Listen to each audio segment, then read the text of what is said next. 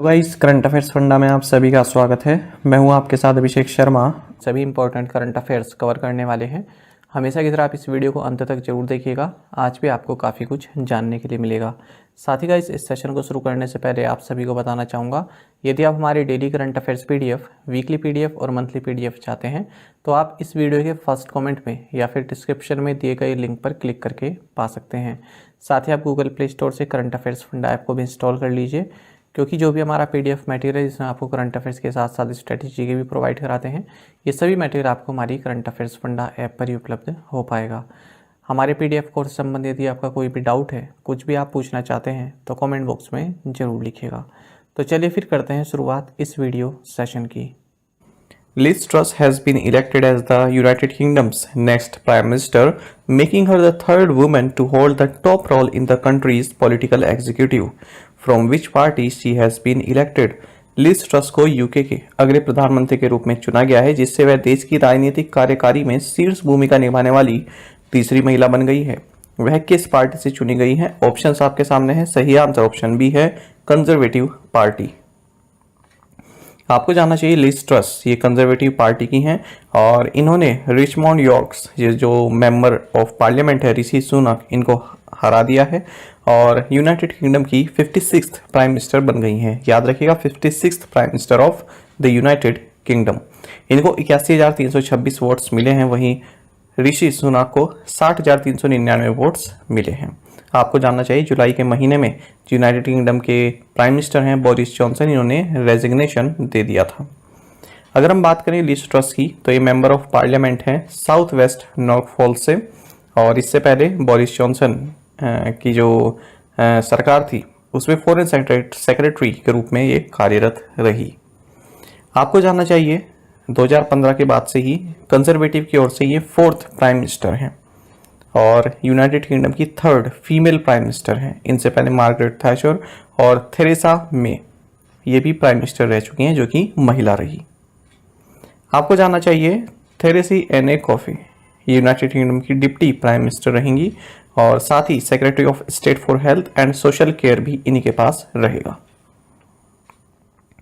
Neeraj Chopra has been crowned Diamond league 2022 champion as he won the final in which city with the best throw of 88.44 metre.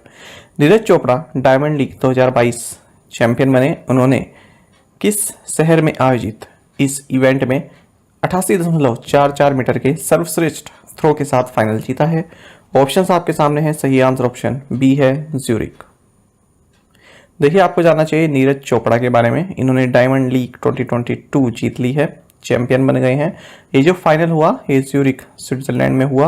इन्होंने अपने second attempt में 88.44 metre की दूरी पर अपना भाला फेंका है और ये डायमंड लीग फाइनल जीतने वाले फर्स्ट इंडियन भी बन गए हैं।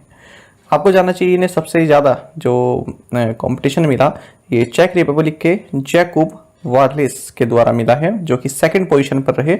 इनका जो बेस्ट थ्रो रहा वो 86.94 मीटर का रहा है और जर्मनी के जूलियन वेबर ये थर्ड पोजीशन पर रहे with the best throw of 83.73 metre. आपको जानना चाहिए यदि हम पूरे सीक्वेंस की बात करें तो जो पहला थ्रो रहा नीरज का, इसमें ये फाउल रहा।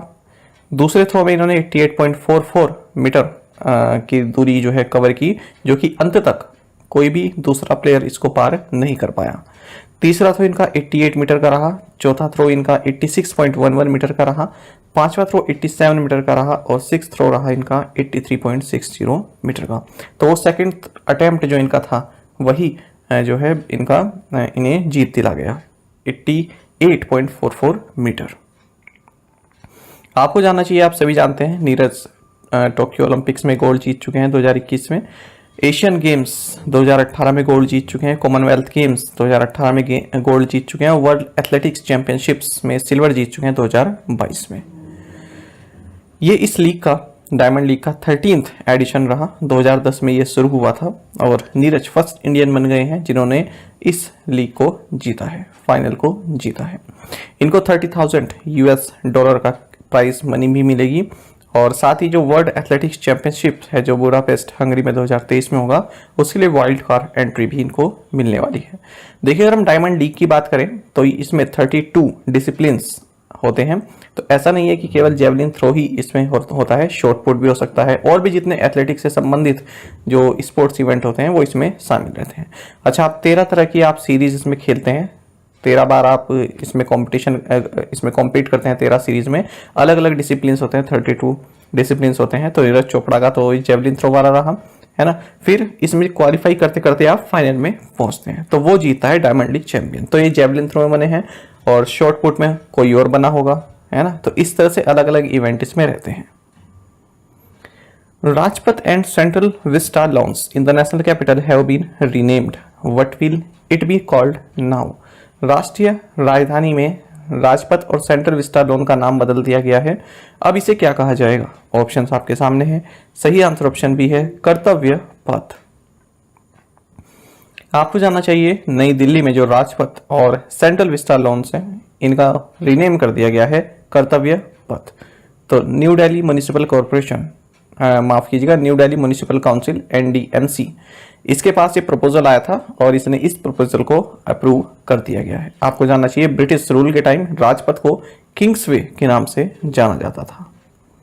साथ ही प्राइम मिनिस्टर नरेंद्र मोदी ने 8 सितंबर को इस कर्तव्य पथ को इनॉग्रेट किया है, जो कि एक रोड का स्ट्रेच है, मतलब एक रोड है राष्ट्रपति भवन से लेकर इंडिया गेट तक। आपको जानना चाहिए जो सेंट्रल विस्टा रीडेवलपमेंट प्रोजेक्ट है, इसी का ही ये पार्ट है, जो कर्तव्य पथ है इसी का ही पार्ट है। और सेंट्रल विस्टा रीडेवलपमेंट प्रोजेक्ट में आप सभी जानते हैं क्या क्या इंक्लूड है। Triangular parliament building, a common central secretariat, a new prime minister's residence and office and a new vice president's enclave. साथ ही आपको ये भी जानना चाहिए कि प्राइम मिनिस्टर नरेंद्र मोदी ने इंडिया गेट पर नेताजी सुभाष चंद्र बोस का एक स्टैचू भी अनवील किया है, इसको इनावरण किया है। ये jet black granite statue 28 feet tall है। और साथ ही आपको भी जानना चाहिए जो ये स्टैचू बनाया गया है, ये मोनोलिथिक जो ग्रेनाइट ब्लॉक है उससे कार्व आउट करके बनाया गया है। तो जो अलग अलग तरह के स्कल्पचर यहाँ पर रहे हैं और इनको लीड किया है श्री अरुण योगीराज जी ने। India's first nasal COVID-19 vaccine has been approved for primary immunization in those 18 and above. Which company has developed this vaccine? Bharat के पहले नेजल कोविड-19 वैक्सीन को 18 और उससे अधिक उम्र के लोगों में प्राथमिक टीकाकरण के लिए अनुमोदित किया गया है। इस वैक्सीन को किस कंपनी ने विकसित किया है। ऑप्शंस आपके सामने हैं। सही आंसर ऑप्शन बी है भारत बायोटेक। देखिए जो drugs controller general of India है, DCGI के नाम से आप जिसे जानते हैं, इन्होंने भारत के फर्स्ट इंट्रानेजल कोविड-19 वैक्सीन को अप्रूव कर दिया है। ये वैक्सीन भारत बायोटेक द्वारा बनाई गई है, इसका नाम है इनकोवैक। तो जो 18 साल के हैं या उससे ऊपर की एज के हैं उनमें रिस्ट्रिक्टेड इमरजेंसी यूज के लिए इसे अप्रूव कर दिया गया है। ये पूरे वर्ल्ड में इस तरह की सेकंड वैक्सीन है, क्योंकि इससे पहले कैंसिनो बायोलॉजिक्स की जो वैक्सीन है चाइना में, इसको भी अप्रूवल मिल चुका है। इनकोवैक की अगर हम बात करें तो ये chimpanzee adeno virus vectored recombinant nasal vaccine है। इस वैक्सीन को नेजल ड्रॉप्स के थ्रू दिया जाता है। Under the Pradhan Mantri schools for rising India यानी कि PM Shri scheme announced by prime minister Narendra Modi on the occasion of teachers day, how many schools will be developed as model schools. शिक्षक दिवस के अवसर पर प्रधानमंत्री नरेंद्र मोदी द्वारा घोषित प्रधानमंत्री school for rising India PM Shri योजना के तहत कितने स्कूलों को मॉडल स्कूलों के रूप में विकसित किया जाएगा। ऑप्शंस आपके सामने हैं। सही आंसर ऑप्शन बी है 14,500, 14,500। चलिए जानते हैं, महत्वपूर्ण है ये आपके लिए। देखिए 5 सितंबर को टीचर्स डे जो हुआ, उस दिन प्राइम मिनिस्टर नरेंद्र मोदी ने प्रधानमंत्री स्कूल्स फॉर राइजिंग इंडिया यानी कि PM श्री योजना इसको अनाउंस किया। इसके तहत जो 14,500 स्कूल्स हैं हमारे देश में, उनको PM श्री स्कूल्स के रूप में अपग्रेड किया जाएगा, यानी कि इन स्कूल्स को मॉडल स्कूल्स के तौर पर जो है डेवलप किया जाएगा अंडर नेशनल एजुकेशन पॉलिसी 2020। तो देखिए जो ये 14,500 स्कूल्स हैं, ये जो भी सेंट्रल गवर्नमेंट या फिर स्टेट या यूनियन टेरिटरीज गवर्नमेंट द्वारा जो स्कूल संचालित किए जाते हैं वहां से सिलेक्ट किए जाएंगे ये 14,500 स्कूल्स। इन्हें मॉडर्न इंफ्रास्ट्रक्चर बिल्ड किया जाएगा, जैसे labs, smart classrooms, libraries, sports equipment, art room, ये सभी इसमें प्रोवाइड कराया जाएगा।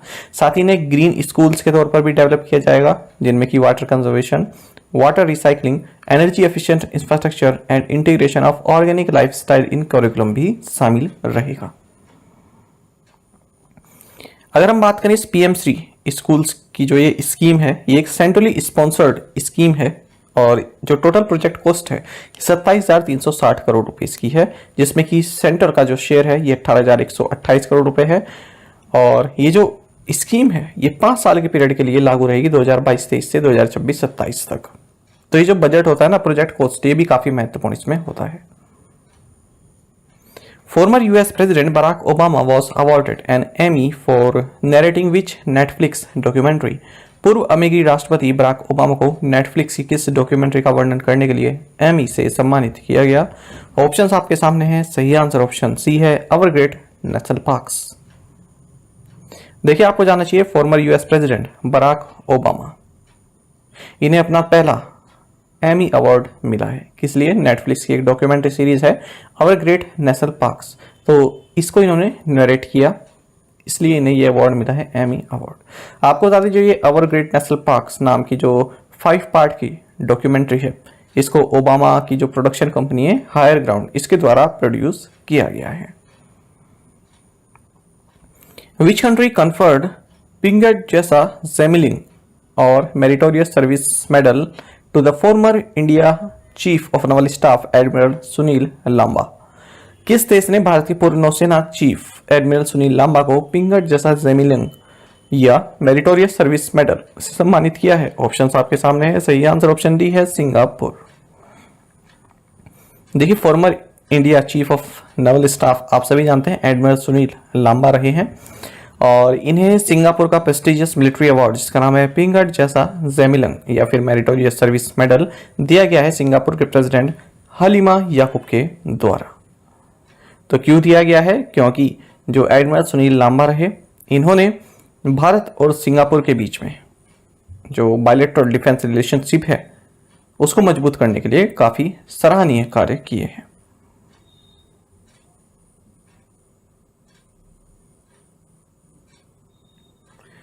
What is India's rank in the UNDP's human development index? UNDP के मानव विकास सूचकांक में भारत का स्थान क्या है? ऑप्शंस आपके सामने हैं। सही आंसर ऑप्शन बी है 132। सबसे महत्वपूर्ण क्वेश्चन पूछा जाएगा यहां से, याद रखिएगा। देखिए, 191 कंट्रीज एंड टेरिटरीज में से यदि हम यूएनडीपी का जो ह्यूमन डेवलपमेंट इंडेक्स है इसमें भारत की रैंक की बात करें तो भारत 132वीं पोजीशन पर है। तो यूएनडीपी की जो रिपोर्ट है उसका नाम है human development report, uncertain times, unsettled lives, shaping our future in transforming world, तो यानी कि शॉर्ट में कहें HDI इंडेक्स। तो देखिए, 2020 की जो रिपोर्ट आई थी उसमें भारत 189 कंट्रीज में 131st पोजीशन पर था, 131वीं पोजीशन था 189 कंट्रीज में। और आपको बता दें अब कितने पर है, अब 132वीं पोजीशन पर है। तो भारत का जो latest human development index value है ये 0.633 है, जबकि 2020 की रिपोर्ट के टाइम ये 0.645 था। तो कम हुआ है ना, इसलिए 132 पोजीशन पर भारत आया है। अच्छा, ये पॉइंट आपके लिए सबसे महत्वपूर्ण है इस क्वेश्चन में, इस पूरे क्वेश्चन में या फिर इस पूरे जो डिटेल दिया गया है इसमें। तो कौन कौन से भारत के नेबर भारत से ऊपर है? देखिए, श्रीलंका, चाइना, बांग्लादेश, भूटान, ये भारत से ऊपर है। Sri Lanka 73rd, China 79th, Bangladesh 129th, Bhutan 127, ये भारत से ऊपर है। अब क्वेश्चन इसी तरह से बनता है कि निम्नलिखित में से कौन सी कंट्री HDI इंडेक्स में भारत से ऊपर है या फिर भारत से नीचे है? तो 4 ऑप्शंस आपको दे दिए जाते हैं, एक ऑप्शन उसमें सही होता है। जबकि पाकिस्तान, नेपाल, म्यांमार ये भारत से नीचे है। तो अब क्वेश्चन ऐसा बन जाएगा कि भारत से ऊपर कौन सी है? तो 3 ऑप्शन आपको पाकिस्तान, नेपाल, म्यांमार मिलेगा और एक उसमें ऐड कर देंगे श्रीलंका। तो सही आंसर क्या होगा? श्रीलंका। साथ ही इस रिपोर्ट में ये भी बताया गया है कि 2020 या 2021 की HDI वैल्यू में जो कमी देखने को मिली है, जो डिक्लाइन देखने को मिला है, ये लगभग 90% कंट्रीज में देखने के लिए मिला है। आपको बता दें 2019 में भारत का जो HDI था ये 0.645 रहा और 2021 में 6.33 हो चुका है। साथ ही जो लाइफ एक्सपेक्टेंसी है भारत में उसको भी डिक्लाइन देखने के लिए मिला है, जहां पहले 69.7 ईयर्स था, वहीं अब 67.2 ईयर्स रहा है इस सर्वे पीरियड के दौरान। अच्छा, अगर हम भारत की एक्सपेक्टेड ईयर्स ऑफ स्कूलिंग की बात करें तो 11.9 ईयर्स ये आ चुका है पहले 12.2 ईयर्स था 2020 की रिपोर्ट में। अगर हम मीन ईयर्स ऑफ स्कूलिंग की बात करें तो ये 6.7 ईयर्स था, लेकिन अब 6.5 ईयर्स हो चुका है। नहीं, पहले 6.5 ईयर्स था और अब 6.7 ईयर्स हो चुका है, यानी कि ये अच्छा हुआ है, ये आंकड़ा अच्छा है मीन ईयर्स ऑफ स्कूलिंग। ठीक है, ये अप हुआ है। अच्छा, अगर हम बात करें जेंडर डेवलपमेंट इंडेक्स में, हालांकि भारत की 132 पोजीशन है, लेकिन जो फीमेल लाइफ एक्सपेक्टेंसी है उसमें गिरावट देखने के लिए मिली है। 2020 में 71 ईयर्स था, वहीं 2021 में 68.8 ईयर्स हो गया है। देखिए, ये तो आप इंग्लिश हिंदी में समझते होंगे ना, जो नंबर्स होते हैं कभी कभी हो जाता है ऐसे बताते हुए, क्योंकि एक बार मैंने 71 बोल दिया, एक बार 68.8 बोल दिया, तो ये आप अपने हिसाब से समझ जाइएगा। अच्छा, अगर हम मीन ईयर्स ऑफ स्कूलिंग बात करें फीमेल्स के लिए, इसमें भी डिक्लाइन देखने के लिए मिला है 12.6 से अब 11.9 ईयर्स। हालांकि इस पॉइंट को पहले भी डिस्कस कर चुके हैं। अच्छा, साथ ही आप ये भी देखिएगा multi dimensional poverty index MPI, इसमें भारत का जो स्कोर है ये 0.123 रहा है, जिसमें कि हेड काउंट रेशो 27.9% रहा है, यानी कि 8.8% पॉपुलेशन ये अभी भी सिर्फ मल्टी डायमेंशनल पॉवर्टी के अंतर्गत आती है। पिछले लास्ट डिकेड की अगर हम बात करें तो भारत ने 271 मिलियन पीपल को जो है पॉवर्टी लाइन से बाहर निकाला है। इस इंडेक्स को टॉप किसने किया है? स्विट्जरलैंड में, जिसका HDI 0.962 है। उसके बाद नॉर्वे आता है, फिर आइसलैंड आता है, फिर हांगकांग चाइना SAR आता है, फिर ऑस्ट्रेलिया आता है। तो ये टॉप 5 जो कंट्रीज हैं इनके बारे में आपको जानना चाहिए, इंडेक्स पूछ लिया जाता है। ठीक है, अगर आप PCS टाइप के एग्जाम की बात करें तो उसमें एक क्रम में पूछ लिए जाते हैं कि कौन सा क्रम सही है। उसमें क्या होगा, 4 ऑप्शन होंगे। पहले पे आपको ऑस्ट्रेलिया रख दिया जाएगा, फिर नॉर्वे, आइसलैंड, हांगकांग, चाइना। दूसरा ऑप्शन होगा, उसमें पहले पर आइसलैंड रख दिया जाएगा, फिर नॉर्वे। इस तरह से पूछ लिया जाता है। इस इंडेक्स की अगर हम बात करें तो इसको 1990 में डेवलप किया गया था और इसको यूनाइटेड नेशंस डेवलपमेंट प्रोग्राम के तहत रिलीज किया जाता है। पाकिस्तानी इकोनॉमिस्ट महबूब उल हक द्वारा इसको डेवलप किया गया था। तीन मुख्य डायमेंशंस होते हैं ह्यूमन डेवलपमेंट के लिए, वहां पर कंट्रीज की प्रोग्रेस यहाँ पर देखी जाती है। तो कौन सी है वो 3 की डायमेंशंस? एक तो है a long and healthy life, दूसरी है एक्सेस टू एजुकेशन और तीसरा है a decent standard of living. साथ ही 4 इंडिकेटर्स भी होते हैं, life expectancy at birth, mean years of schooling, expected years of schooling and the per capita gross national income. इस तरह से भी आप देख सकते हैं, इसमें पूरा एक्सप्लेन किया है इंडिकेटर्स और डायमेंशंस को। Which newspaper whose chief editor was co-awarded the Nobel Peace Prize last year was stripped of its print license by a Russian court? किस अखबार के मुख्य संपादक को पिछले साल नोबेल शांति पुरस्कार सम्मानित किया गया था, जिसका प्रिंट लाइसेंस रूसी अदालत ने अब रद्द कर दिया है?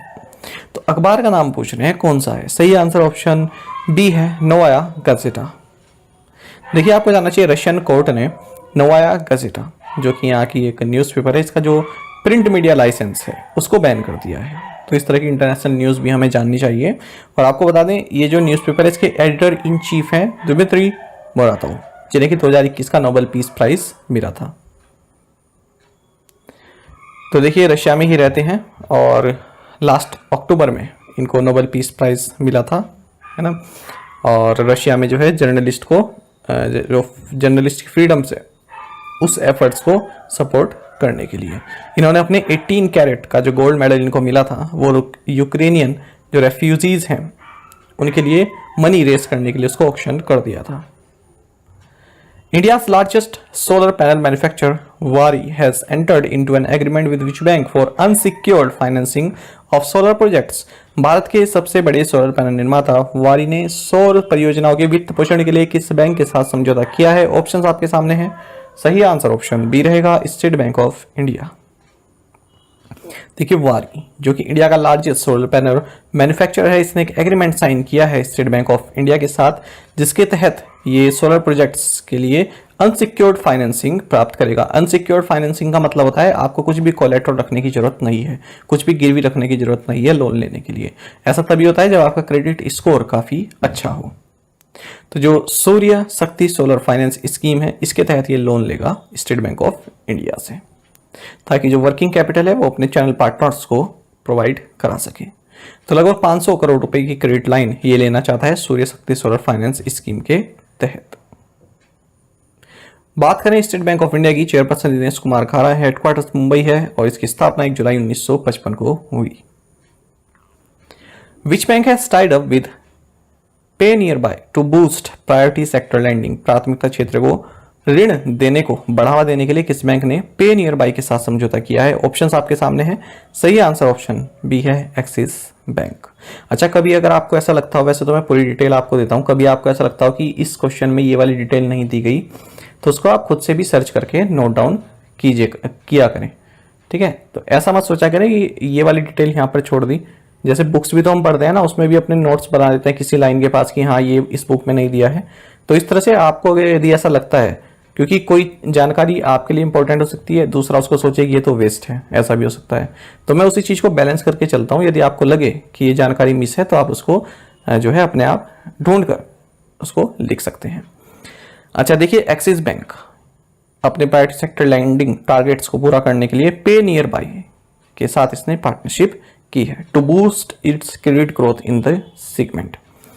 आप सभी जानते हैं प्रायोरिटी सेक्टर्स को लैंडिंग देना जरूरी होता है बैंक्स के लिए। जितने भी टोटल ओवरऑल जो लैंडिंग दे रहे हैं, जो पैसा दे रहे हैं, उसका 40% जो है प्रायोरिटी सेक्टर लैंडिंग में जाना चाहिए, जिसमें कि लोन्स जो एग्रीकल्चर लोन से लेकर एमएसएमई सेक्टर्स इसमें मौजूद होते हैं। आप सभी जानते हैं प्रायोरिटी सेक्टर के बारे में। यदि बाई चांस कुछ शॉर्टफॉल हो जाता है, कुछ कमी हो जाती है, तो बैंक्स क्या है, अदर लेंडर्स से पैसा लेता है अपना टारगेट पूरा करने के लिए। एमडी एंड सीईओ की बात करें पे नियर बाय की, तो आनंद कुमार बजाज हैं, हेडक्वार्टर्स मुंबई महाराष्ट्र में। एक्सिस बैंक के बारे में आप जानते हैं, सीईओ अमिताभ चौधरी हैं, हेडक्वार्टर्स मुंबई है। टैगलाइन है बढ़ती का नाम जिंदगी। Queen Elizabeth II has died at 96, in which year was she ascended the throne? महारानी एलिजाबेथ द्वितीय का 96 वर्ष की आयु में निधन हो गया। वह किस वर्ष ब्रिटिश राजगद्दी पर बैठी? ऑप्शंस आपके सामने है। सही आंसर ऑप्शन सी है, 1952। तो देखिए, क्वीन एलिजाबेथ II इनका निधन हो गया है। 96 वर्ष की ये रही और पीसफुली इन्होंने अपने जो है अपना शरीर त्याग दिया बैलमोरल स्कॉटलैंड में। 8 सितंबर की ये बात है। इस तरह के इवेंट्स की डेट भी याद रखे करें। तो देखिए, जो भी ये यूनाइटेड किंगडम की तो क्वीन रही, साथ ही और भी जो कॉमनवेल्थ रेल्म है उनकी भी ये हेड रही हैं 6 फरवरी 1952 से अपनी डेथ तक, यानी कि 2022 तक। इनका जो कोरोनेशन है ये 2 जून 1953 को हुआ था, तब ये 27 साल की थी। ठीक है, 1952 में गद्दी पर बैठी और कोरोनेशन कब हुआ? 1953 में। तो ये 2 ईयर आप याद रखेंगे। अच्छा, ये 32 सोवरेन स्टेट्स की जो क्वीन रही है अपने लाइफ टाइम में, और मोनार्क भी रही हैं 15 स्टेट्स की अपने डेथ के टाइम तक।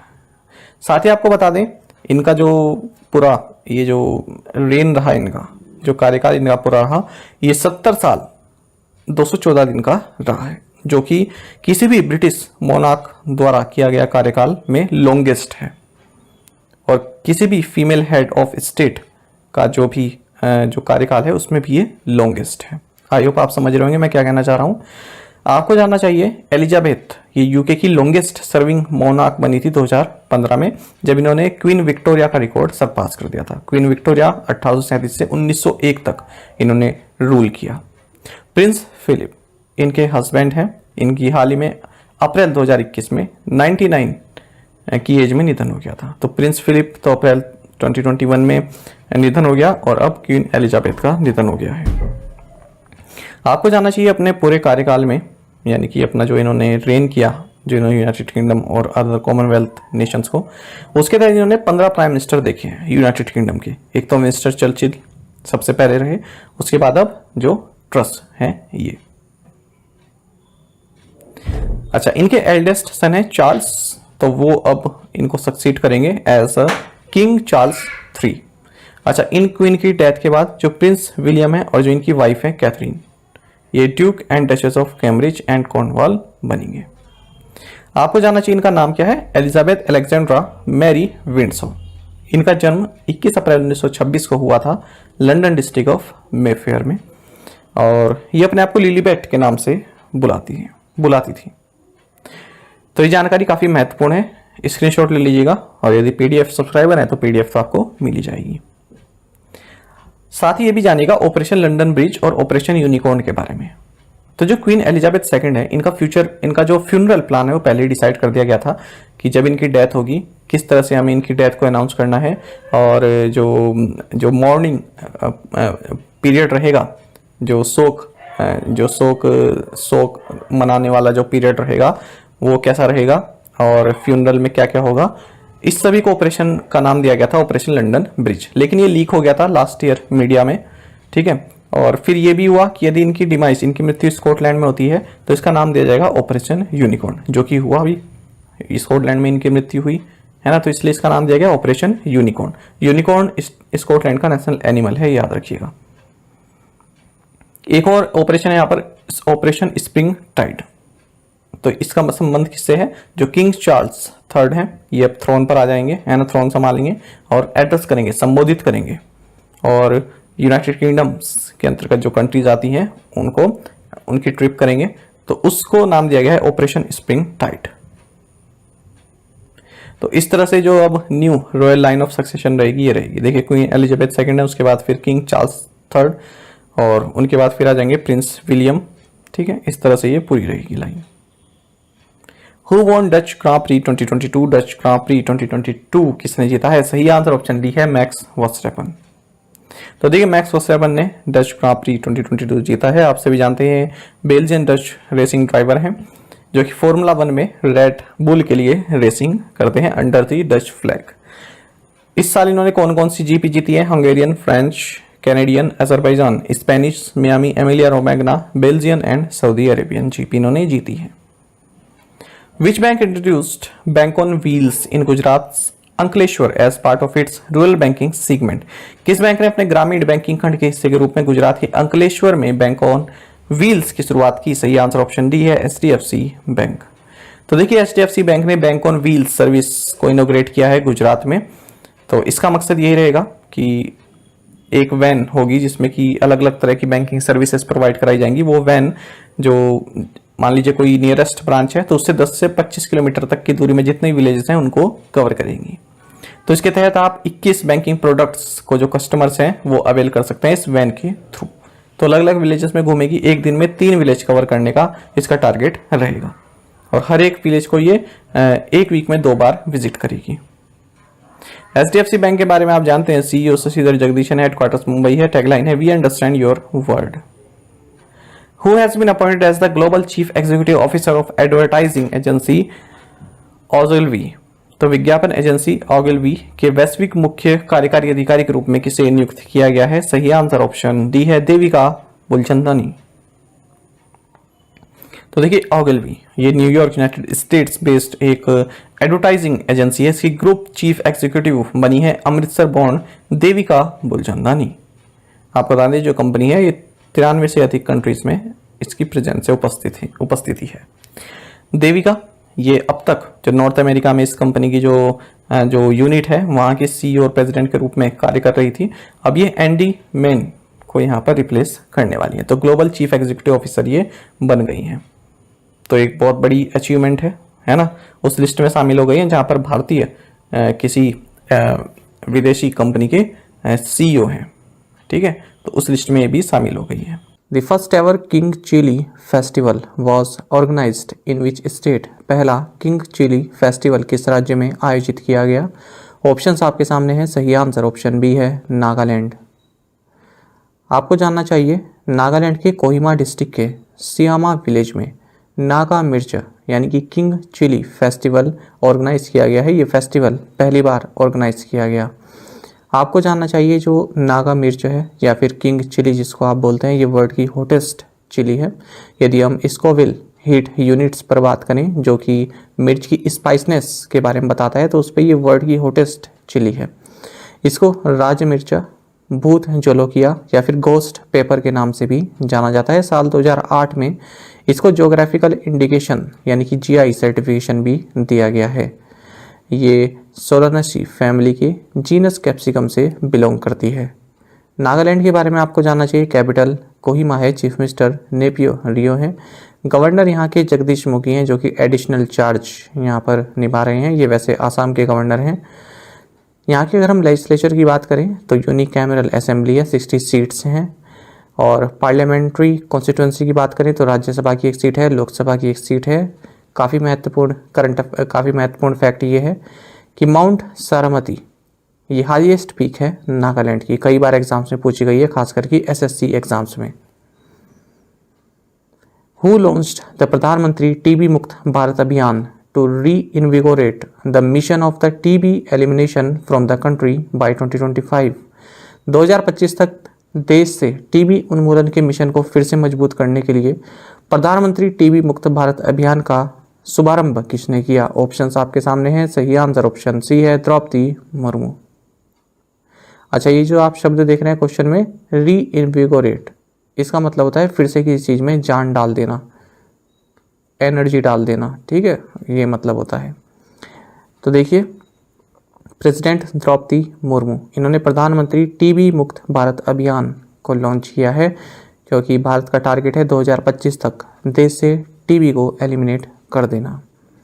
साथ ही इन्होंने निक्षय 2.0 इनिशिएटिव को भी लॉन्च किया है। याद रखिएगा, एग्जाम में पहले भी पूछा गया है, निक्षय इनिशिएटिव किससे संबंधित है? तो ये टीबी से संबंधित है। तो ये एक तरह का पोर्टल है जिसमें कि डोनर्स अपनी तरफ से जो भी योगदान देना चाहें टीबी ट्रीटमेंट के लिए, जो लोग टीबी का ट्रीटमेंट करा रहे हैं उनको जो सहायता चाहिए, वो सहायता देना चाहते हैं यदि डोनर्स, तो इस प्लेटफॉर्म को, इस पोर्टल को यूज़ कर सकते हैं। तो याद रखिएगा, निक्षय पोर्टल टीबी से संबंधित है।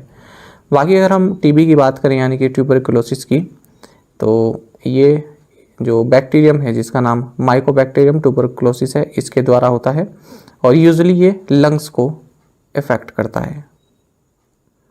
बाकी किडनी, स्पाइन, ब्रेन इनको भी इफेक्ट कर सकता है, लेकिन सबसे ज़्यादा लंग्स को ये प्रभावित करता है। बाकी आपको ये जानना चाहिए, यूनियन हेल्थ मिनिस्ट्री ने एक टारगेट सेट किया था कि 142 टीबी केसेस पर 1 लाख पॉपुलेशन हम 2020 में अचीव करेंगे, लेकिन ऐसा हुआ नहीं। काफ़ी केसेस आए थे 190 के आसपास।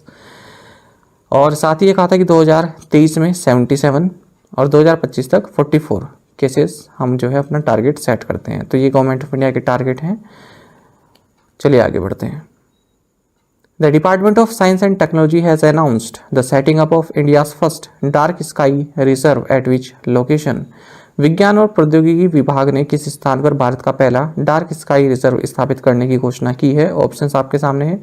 सही आंसर ऑप्शन बी है, हानले। तो देखिए, एक तरह का पहला इनिशिएटिव है जो कि department of science and technology द्वारा लिया जा रहा है। ये लद्दाख के हानले में अगले 3 महीनों में इंडिया की फर्स्ट डार्क स्काई रिजर्व को सेटअप करने जा रहे हैं। आपको बता दें, हानले ये सी लेवल से 4500 मीटर्स की हाइट पर है और यहाँ पर टेलीस्कोप्स भी हैं और इसको one of the world's most optimal sites for astronomical observations के रूप में जाना जाता है।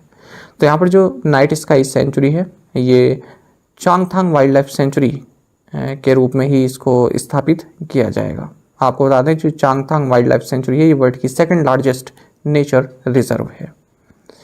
अब डार्क स्काई रिजर्व क्या होता है? देखिए, डार्क स्काई रिजर्व इस तरह के एरिया में स्थापित किया जाता है या फिर इस तरह का एरिया जहाँ पर नेचुरल लाइट ही पड़ती हो, यानी कि आर्टिफिशियल लाइट वहाँ पर ना आती हो, केवल नेचुरल लाइट आती हो। रात को घना अंधेरा हो और उसमें जो सितारे हैं उनकी लाइट आती है, नेचुरल लाइट आती है, तो उसको बोलते हैं dark sky reserve. I hope आप इस चीज़ को समझ गए होंगे। देखिए, जैसा लिखा भी है, a place that has policies in place to ensure that a tract of land और region has minimum artificial light interference. जो आर्टिफिशियल लाइट होती है जैसे बल्ब वगैरह की, ठीक है, ये सब ना पड़े, घना अंधेरा है और सितारों की लाइट से पूरा एरिया जो है जगमगा रहा हो। यहाँ से आप तारामंडल भी जो है काफ़ी स्पष्ट दिखाई देता है और पूरे 12 महीने जो स्काई है वो काफ़ी क्लियर रहता है। साथ ही आपको जानना चाहिए, जो इंटरनेशनल डार्क स्काई एसोसिएशन है, ये US based non profit organisation है। यही इंटरनेशनल डार्क स्काई प्लेसेस को जो है सेटअप करती है, डेजिग्नेट करती है। Which Supreme Court justice was appointed the executive chairman of the national legal services authority NALSA by president Droupadi Murmu? राष्ट्रपति द्रौपदी मुर्मू द्वारा सर्वोच्च न्यायालय के किस न्यायाधीश को राष्ट्रीय कानूनी सेवा प्राधिकरण यानी कि नालसा का कार्यकारी अध्यक्ष नियुक्त किया गया? ऑप्शंस आपके सामने हैं, सही आंसर ऑप्शन डी है, जस्टिस DY चंद्रचूड़। तो देखिए जो हमारी प्रेसिडेंट है द्रौपदी मुर्मू, इन्होंने सुप्रीम कोर्ट जज जस्टिस DY चंद्रचूड़ को NALSA national legal services authority का नेक्स्ट एग्जीक्यूटिव चेयरपर्सन नॉमिनेट किया है। आपको बता दें जस्टिस चंद्रचूड़ इस पोजीशन को लेंगे क्योंकि इससे पहले जो इस पोजीशन पर थे जस्टिस UU ललित, ये अब भारत के 49वें चीफ जस्टिस बन चुके हैं। आपको भी जानना चाहिए कि नालसा इसको लीगल सर्विसेज अथॉरिटीज़ एक्ट 1987 के तहत कॉन्स्टिट्यूट किया गया था ताकि जो वीकर सेक्शंस हैं हमारी सोसाइटी को उनको फ्री लीगल सर्विसेज प्रोवाइड की जा सकें। आपको भी जानना चाहिए कि जब हमारे मौजूदा जो CJI हैं UU ललित, इनके रिटायरमेंट के बाद 50th chief justice of India नवंबर 2022 से जस्टिस चंद्रचूड़ होंगे। Which one among the following cities has not joined the UNESCO Global Network of Learning Cities? निम्नलिखित में से कौन सा शहर UNESCO global network of learning cities में शामिल नहीं हुआ है? ऑप्शंस आपके सामने हैं, सही आंसर ऑप्शन डी है, बेंगलुरु। आपको जानना चाहिए तेलंगाना से वारंगल और केरल से त्रिशूर एंड नीलांबूर, इन्होंने UNESCO global network of learning cities जिसे GNLC कहते हैं इसको ज्वाइन कर लिया है। तो भारत की ओर से पहली बार कुछ सिटीज़ इसमें शामिल हुई हैं, जो UNESCO global network of learning cities है इसमें शामिल हुई हैं। तो हाल ही में 44 कंट्रीज से 77 सिटीज़ को इसमें इंक्लूड किया गया है, जिसमें कि भारत से 3 सिटीज़ हैं। आपको जानना चाहिए 6 फीचर्स होते हैं, यदि किसी सिटी को आप लर्निंग सिटी डिफाइन करने हैं तो उसके 6 फीचर्स होते हैं। आपके सामने लिखे भी हैं, देख सकते हैं। Effectively mobilise their resources in every sector to advocate inclusive learning, revitalises learning in families and communities. तीसरा है facilitate learning for and at work places. चौथा है extend the use of modern learning technologies. Fifth है augments quality and excellence in learning. And sixth है foster culture of learning throughout life. आपको जानना चाहिए जो UNESCO global network of learning cities है, ये एक इंटरनेशनल नेटवर्क है जिसमें कि वे सिटीज़ होती हैं जो कि अपनी कम्युनिटीज़ में, अपने एरिया में लाइफ लॉन्ग लर्निंग को प्रमोट करती हैं। खासकर की जो 17 सस्टेनेबल डेवलपमेंट गोल्स हैं उनको प्रमोट करती हैं। उनमें भी जो सस्टेनेबल डेवलपमेंट गोल 4 है जो कि इंश्योर करता है inclusive and equitable quality education and promote करता है life long learning opportunities for all. साथ ही जो सस्टेनेबल डेवलपमेंट गोल 11 है जो कि make cities and human settlements inclusive, safe, resilient and sustainable, ठीक है, ये जो SDG 11 है इसको प्रमोट करती हैं। तो इस तरह की सिटीज़ को इसमें शामिल किया जाता है। जो यूनेस्को GNLC है इसको 2013 में UNESCO institute for life long learning द्वारा लॉन्च किया गया था। World suicide prevention day is observed every year on which day? विश्व आत्महत्या रोकथाम दिवस हर साल किस दिन मनाया जाता है? सही आंसर ऑप्शन सी है, 10 सितंबर। तो देखिए वर्ल्ड सुसाइड प्रिवेंशन डे ये हर साल 10 सितंबर को मनाया जाता है। International association for suicide prevention and world health organisation, इनके द्वारा ये वर्ल्ड सुसाइड प्रिवेंशन डे साल 2003 में स्थापित किया गया था। आपको बता दें पूरे वर्ल्ड में हर साल लगभग 7,03,000 लोग सुसाइड करते हैं। अच्छा, 3 साल इसका सेम ही थीम है, 2021 से 2023 तक ये है क्रिएटिंग होप थ्रू एक्शन। साथ ही आपको ये भी जानना चाहिए कि वर्ल्ड फर्स्ट एड डे ये हर साल सितंबर का जो सेकंड सैटरडे आता है उस दिन सेलिब्रेट किया जाता है। तो इस बार ये 10 सितंबर को हुआ है, ठीक है। तो वर्ल्ड फर्स्ट एड डे ये 10 सितंबर को इस बार मनाया गया है under the theme life long first aid. The late Cyrus Mistry, the former chairman of Tata Sons, established which venture capital firm in 2018? पूछा है कि टाटा सन्स के पूर्व अध्यक्ष साइरस मिस्त्री दिवंगत ने 2018 में किस उद्यम पूंजी फर्म की स्थापना की? ऑप्शंस आपके सामने हैं, सही आंसर ऑप्शन सी है, मिस्त्री वेंचर्स LLP। आप सभी जानते हैं 54 साल की उम्र में साइरस P मिस्त्री, इनका हाल ही में निधन हो गया है कार एक्सीडेंट में। अच्छा, आगे लिखा है अ सियोन of the Shapoorji Pallonji group. सियोन मतलब होता है जैसे आप कहते हैं ना सिल्वर स्पून लेकर कोई पैदा हो जाए, है ना, या फिर किसी अमीर खानदान का कोई जो वारिस हो या फिर जो बच्चा हो उसको बोलते हैं सियोन। जैसे राहुल गांधी के साथ आप अगर न्यूज़पेपर पढ़ते हैं तो लिखा होता है कांग्रेस सियोन राहुल गांधी, ठीक है। तो ये शब्द भी याद रखिएगा, पूछ लेते हैं इंग्लिश में।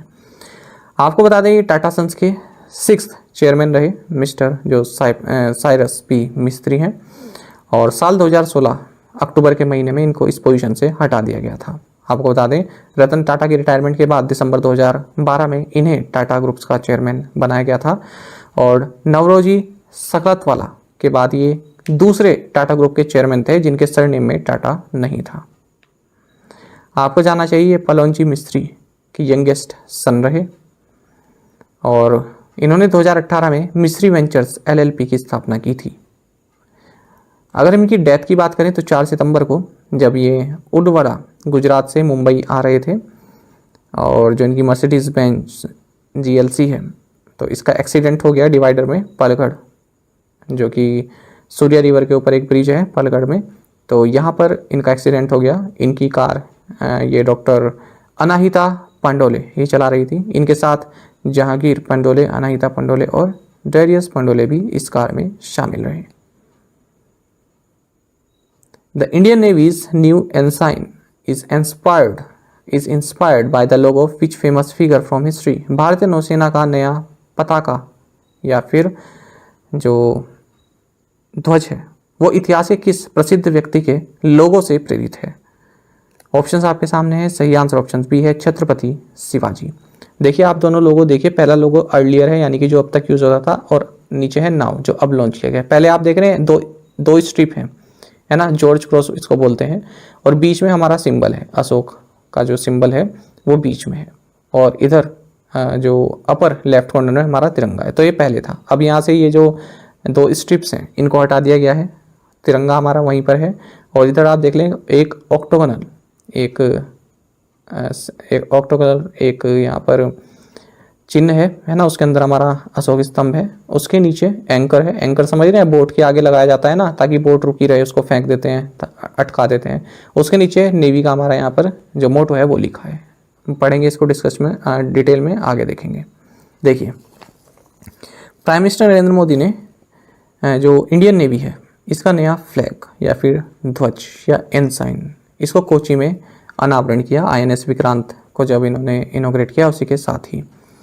तो इस पे जो ये लोगो है इस पर छत्रपति शिवाजी महाराज की जो सील है वो शामिल है। आपको बता दें कि मॉडर्न नेवी के फाउंडर कहे जाते हैं भारत में छत्रपति शिवाजी महाराज। कई बार एक क्वेश्चन पूछा भी जाता है SSC वगैरह में कि भारतीय जो मॉडर्न नेवी है उसके फाउंडर कौन रहे, तो छत्रपति शिवाजी महाराज। अच्छा, इसमें जो है जो नवल एनसाइन क्या होते हैं, ये नौसेना या फिर कोई आर्मी है, ठीक है, इसके जो ध्वज होते हैं ये आपकी नेशनैलिटी बताते हैं। तो आपकी शिप है उसके ऊपर लगे रहते हैं या फिर विमान है उसके ऊपर लगे रहते हैं। तो देखिए जो पहला जो ये ध्वज रहा हमारा, जैसा मैंने आपको बताया, इसमें एक वाइट फ्लैग है और इसमें horizontal and vertical red strips हैं, और भारत का एम्बलम भी है। उन दोनों ही जो स्ट्रिप्स हैं उनके इंटरसेक्शन पर मौजूद है जैसा मैंने आपको बताया, और जो ट्राई कलर है वो कैंटन पर प्लेस्ड है यानी कि अपर लेफ्ट कॉर्नर पर मौजूद है। अब जो नया ध्वज है उसमें से जो ये सेंट जॉर्ज क्रॉस है इसको हटा दिया गया है, इसके बदले जो छत्रपति शिवाजी महाराज की रॉयल सील है उसको लाया गया है। इसमें जो नेशनल फ्लैग है वो उसी पोजीशन पर है अपर कैंटन पर, और एक ब्लू कलर का ऑक्टोगोनल शेप है जिसमें कि नेशनल एम्बलम है हमारा जो कि एक एंकर के ऊपर मौजूद है, और उसी के नीचे इंडियन नेवी का जो मोटो है सम नो वरुणा ये लिखा हुआ है।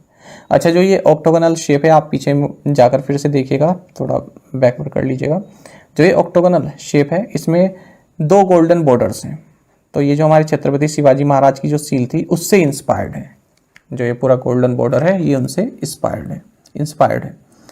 साथ ही आपको जानना चाहिए कान्होजी आंग्रे ये मराठा नेवी के कमांडर रहे, और एक स्ट्रॉन्ग नवल फाउंडेशन की स्थापना इनके द्वारा की गई थी। आई होप आप ये सब समझ गए होंगे।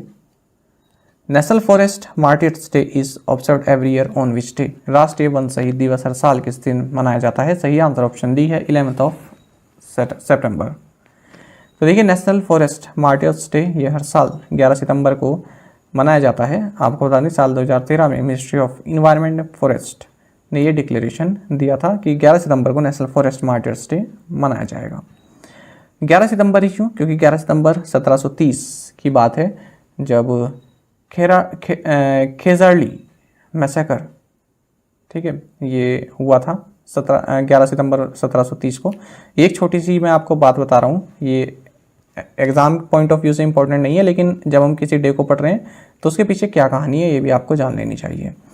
तो देखिए, खेजरली ट्रीज़ होते हैं, बिश्नोई कम्युनिटी के लिए काफ़ी पवित्र माने जाते हैं। तो इनको काटने का आदेश मिला किंग महाराजा अभय सिंह, जो कि राजस्थान से थे, उनसे। तो लोगों ने ये खेजरली ट्रीज़ को काटना शुरू किया। तो उसी का प्रोटेस्ट किया गया यहाँ पर बिश्नोई कम्युनिटी द्वारा, खास करके अमृता देवी के द्वारा, जिन्होंने कि अपना सर ऑफर किया कि आप मेरा हेड ले लीजिए ट्री के बदले। तो जो वर्कर्स हैं उन्होंने उनका सिर कलम कर दिया और साथ ही 350 लोगों को और मार दिया, जिसमें कि अमृता देवी के चिल्ड्रन भी मौजूद थे। तो इससे काफ़ी प्रोटेस्ट भी हुआ। जब राजा को पता चला तो उन्होंने तुरंत जो पब्लिक है उनसे माफ़ी मांगने के लिए कहा, अपने जो भी लोग थे उनसे माफ़ी मांगने के लिए कहा कि आप जो बिश्नोई कम्युनिटी है उनसे माफ़ी मांगिए। तो उसी पर बेस्ड है ये day. What was the theme for International Day of Clean Air for Blue Skies 2022? नीले आसमान के लिए स्वच्छ हवा के अंतर्राष्ट्रीय दिवस 2022 के लिए विषय क्या था? सही आंसर ऑप्शन सी है, द एयर वी शेयर। तो देखिए, 7 सितंबर को international day of clean air for blue skies celebrate किया जाता है और इसका सबसे पहली बार ये 7 सितंबर 2020 को ऑब्जर्व किया गया था। इस बार 2022 में हम तीसरी बार इस दिन को सेलिब्रेट कर रहे हैं, 7 सितंबर 2022 को। थीम रहा इसका the air we share. International literacy day is celebrated each year on 8 September. It was celebrated for the first time in which year? अंतर्राष्ट्रीय साक्षरता दिवस प्रत्येक वर्ष 8 सितंबर को मनाया जाता है। यह पहली बार किस वर्ष मनाया गया था? ऑप्शंस आपके सामने है। सही आंसर ऑप्शन बी है, 1967। देखिए, इंटरनेशनल लिटरेसी डे यह हर साल 8 सितंबर को मनाया जाता है। 26 अक्टूबर 1966 को यूनेस्को ने डिक्लेयर किया था कि यह दिन मनाया जाएगा। अपने जो यूनेस्को का जो जनरल कॉन्फ्रेंस है इसकी 14 सेशन में डिक्लेयर किया गया था और सबसे पहली बार ये 1967 में सेलिब्रेट किया गया। इसका थीम है 2022 में ट्रांसफॉर्मिंग लिटरेसी लर्निंग स्पेसेस। आपको जानना चाहिए, हम रीजन की बात करें तो साउथ एशिया ये lowest regional adult literacy rate यहाँ पर पाया जाता है 58.6%। इसके बाद सब सहारन अफ्रीका, और यदि हम कंट्री की बात करें तो बुर्किना फासो में जो है लोवेस्ट लिटरेसी रेट है। उसके बाद फिर नाइजर एंड माली आते हैं। As per NCRB data for 2019-2021 which state recorded the highest number of crimes against women in 2021? 2019-2021 के NCRB के आंकड़ों के अनुसार किस राज्य ने 2021 में महिलाओं के खिलाफ सबसे अधिक अपराध दर्ज किए? ऑप्शन आपके सामने है। सही आंसर ऑप्शन सी है, उत्तर प्रदेश। देखिए, NCRB ने अपना डेटा रिलीज किया है 2019 से 2021 के बीच में, और यदि हम 2021 में सबसे ज़्यादा क्राइम्स की बात करें, वीमेन के खिलाफ जो सबसे ज़्यादा क्राइम्स हुए हैं उसमें सबसे ज़्यादा जो टॉप पर रहा है वो उत्तर प्रदेश रहा है। 56,083 केसेस रहे 2021 में। दूसरे नंबर पर राजस्थान है, उसके बाद महाराष्ट्र है। आपको बता दें, सबसे कम क्राइम अगेंस्ट विमेन ये हुए हैं नागालैंड में, उसके बाद Mizoram and then Goa. Union territories की बात करें तो सबसे ज़्यादा क्राइम हुए हैं दिल्ली में, और यदि हम मेट्रोपॉलिटन सिटीज़ की बात करें उसमें भी दिल्ली फर्स्ट पोजीशन पर है। अगर हम पूरे देश की बात करें तो जो क्राइम्स हैं विमेंस के खिलाफ जो क्राइम्स हुए हैं उनमें तेज़ी देखने को मिली है, लगभग 15% की। 31,670 रेप केसेस 2021 में रिपोर्ट किए गए, और रेप के मामले में सबसे ज़्यादा रेप जहाँ पर हुए हैं, ऊपर तो हमने उत्तर प्रदेश क्या पढ़ा, सबसे ज़्यादा क्राइम अगेंस्ट वुमेन। यदि हम केवल रेप की बात करें तो राजस्थान में सबसे ज़्यादा हुए, उसके बाद मध्य प्रदेश और उसके बाद उत्तर प्रदेश। नागालैंड की बात करें तो सबसे कम रेप्स यहाँ पर हुए हैं, केवल 4 रेप्स, और उसके बाद है फिर सिक्किम। लक्षद्वीप की बात करें तो ये इकलौती ऐसी यूनियन टेरिटरी रही जहाँ पर किसी भी तरह का रेप इंसिडेंट नहीं हुआ है, ना ही कोई अटेम्प्ट इस तरह का किया गया। अगर हम नॉर्थ ईस्ट स्टेट की बात करें तो कई मामलों में काफ़ी आगे रहते हैं। अब देखिए नागालैंड, अब आप देखें तो हम लोगों की जो है जो एक सोच रहती है वो ऐसी रहती है कि नागालैंड है ना, नागालैंड के बारे में एक अलग सोच रहती है ना कि नागालैंड कैसा होगा राज्य, ऐसा वैसा, ना कभी हम लोग ऐसा प्लान बनाते हैं कि नागालैंड घूमने जाएं, है ना। लेकिन अगर आप वास्तविक रूप में नॉर्थ ईस्ट स्टेट में जाएंगे तो यहाँ की हॉस्पिटैलिटी, यहाँ के लोगों का व्यवहार काफ़ी अच्छा होता है। ठीक है, ये मैंने अपने आप से महसूस भी किया है। तो नॉर्थ ईस्ट जो है काफ़ी ब्यूटीफुल राज्य हैं, यहाँ के लोग भी काफ़ी अच्छे हैं। तो ये एक चीज़ है जो कि उभर के सामने नहीं आई है ना। इधर नॉर्थ जो हम लोग रहते हैं, यहाँ की जो है जो देखने की मतलब हम लोग का जो पॉइंट ऑफ व्यू है वो थोड़ा अलग है, चाहे वो साउथ के बारे में हो चाहे वो नॉर्थ ईस्ट के बारे में हो। इसी तरह से साउथ का नॉर्थ के बारे में जो पॉइंट ऑफ व्यू है वो अलग रहता है, जबकि यदि जो रियलिटी है वो वहीं जाकर पता चलती है। अच्छा, अब आप ये देखिए कि यदि हम ओवरऑल कन्विक्शन रेट देखें कंट्री में, तो ये 28.6% रहा है रेप के लिए, जो कि 2020 में 29.8% था। और अगर हम कन्विक्शन रेट की बात करें अगेंस्ट वीमेन, तो ये 25.2% रहा है 2021 में। ज़्यादातर जो केसेस हैं वीमेन के खिलाफ ये जो रजिस्टर हुए हैं, ये क्रुएलिटी बाय हस्बैंड और हिज रिलेटिव्स के अंतर्गत हुए हैं 31.8%। उसके बाद assault on women with intent to outreach her modesty, और उसके बाद है kidnapping and abduction of women, और उसके बाद है रेप। आपको बता दें जो क्राइम रेट रजिस्टर किया गया है पर लाख वीमेन पॉपुलेशन 2021 में 64.5 है, 2020 में 56.5 था। Parliament of each country has passed government legislation in view of a pledge to reduce carbon emissions by 43% by 2030 and further bring it to zero by 2050। किस देश की संसद ने 2030 तक कार्बन उत्सर्जन को 43% तक कम करने और इसे 2050 तक शून्य करने की प्रतिज्ञा के मद्देनजर सरकारी कानून पारित किया है? ऑप्शन आपके सामने है, सही आंसर ऑप्शन बी है, ऑस्ट्रेलिया। तो देखिए ऑस्ट्रेलियन पार्लियामेंट ने एक गवर्नमेंट लेजिस्लेशन पास किया है, क्योंकि जो इसकी प्रतिज्ञा है, जो इसने प्लेज किया हुआ है कि 2030 तक हम कार्बन एमिशन को 43% तक रिड्यूस कर देंगे और 2050 तक 0% कर देंगे, तो उसी के लिए एक लेजिस्लेशन यहाँ पर पास किया गया है। Which of the following has launched agri Bazaar किसान सफलता कार्ड? निम्नलिखित में से किसने एग्री बाजार किसान सफलता कार्ड लॉन्च किया? सही आंसर ऑप्शन डी है, एग्री बाजार। तो देखिए एग्री बाजार जो कि एक प्राइवेट सेक्टर इलेक्ट्रॉनिक एग्री मंडी है, इसने एग्री बाजार किसान सफलता कार्ड लॉन्च किया है। तो फार्मर्स जो हैं वो pre and post harvest farm requirements अपनी पूरी कर सकते हैं, जो एक्सपेंसेस हैं उनको पूरा कर सकते हैं और फाइनेंस अपनी प्राप्त कर सकते हैं इस एग्री बाजार से किसान सफलता कार्ड से। तो 10,000 से 50,000 रुपये तक की फाइनेंसिंग ये ले सकते हैं विद अ 12 month repayment period. The national mission for clean Ganga organised Himalayan Diwas on which day? National mission for clean Ganga ने किस दिन हिमालयन दिवस का आयोजन किया? सही आंसर ऑप्शन बी है, 9 सितंबर। तो देखिए national mission for clean Ganga, इसने हिमालयन दिवस को 9 सितंबर को ऑर्गेनाइज किया गया है। किसके साथ मिलकर? नवला फाउंडेशन के साथ मिलकर। आपको जानना चाहिए 2022 में इसका थीम रहा Himalayas will be safe only when the interest of its residents are protected. आपको जानना चाहिए 2015 में जो तब के जो उत्तराखंड के चीफ मिनिस्टर रहे शायद हरीश रावत थे, तो उनके द्वारा डिक्लेयर किया गया था ये दिन Himalaya day. The union government has decided to hold a year long commemoration of the liberation of the erstwhile princely state of Hyderabad from the Nizam's rule. On what date was Hyderabad liberated? केंद्र सरकार ने हैदराबाद की तत्कालीन रियासत को निजाम के शासन से मुक्ति दिलाने के लिए 1 साल तक स्मरणोत्सव आयोजित करने का निर्णय लिया है। हैदराबाद किस तारीख को आज़ाद हुआ था? ऑप्शन आपके सामने है, सही आंसर ऑप्शन डी है, सितंबर 17, 1948। देखिए सेंट्रल गवर्नमेंट 1 साल का पूरा सेलिब्रेशन मना रही है, क्योंकि हैदराबाद स्टेट लिबरेशन को 75 साल पूरे हो रहे हैं, और 17 सितंबर को ये इनोग्रेट किया जाएगा event. Home minister Amit Shah के द्वारा ये चीफ गेस्ट रहेंगे। आपको बता दें जो पूरा इवेंट है हैदराबाद स्टेट लिबरेशन इवेंट, ये 17 सितंबर 2022 से 17 सितंबर 2023 तक चलने वाला है, 1 साल तक। आप सभी जानते हैं कि जो हैदराबाद स्टेट है, the state of the Hyderabad, ठीक है, ये निज़ाम रूल के अंतर्गत आता था और इसको पुलिस एक्शन द्वारा भारत द्वारा इसको अनेक्स किया गया, ठीक है, पुलिस एक्शन द्वारा, और इसका ऑपरेशन था ऑपरेशन पोलो। पूछा जाता है कई बार ऑपरेशन पोलो के बारे में, जो कि सितंबर 17, 1948 को पूरा हुआ।